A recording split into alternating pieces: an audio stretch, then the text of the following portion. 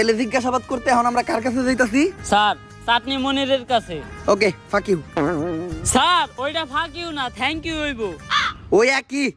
Sir আপনি যে এত বড় মূর্খ অশিক্ষিত, তাও আপনি এত বড় পোস্টে চাকরি পাইলেন কেমনে? সুদূর বুদুর ভাবছো নাকি আমারে?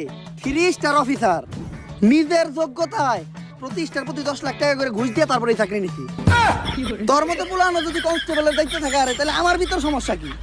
আরে স্যার 2 স্টার অফিসার, টেহা একটু কম আসাল দেখা, আর 20 লাখ টাকা বললে আজকে আপনার জায়গায় আমি থাকতাম। আমরা দুইজনেই দিছি ঘুষ, তাই কাউরেই নেই দোষ। বর্তমানে ঘুষ ছাড়া শুধু এক জায়গায় সফল হওয়া যায়, সেটা হলো টিকটকে। স্যার টিকটকে সফল হইতে গেলে ঘুষ না লাগলেও মেধা লাগে।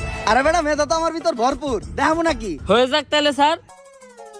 ভালোবাসার আলাদ নাম বাই ব্লাদার।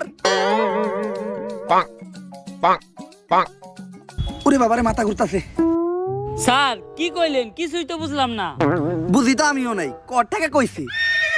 আচ্ছা যেহেতু বুঝোস নাই, তুই যে কোনো একটা টপিক ক, ওই টপিকের উপর আমি সাকিব খানের মতো অ্যাক্টিং করে দেখাইতাছি।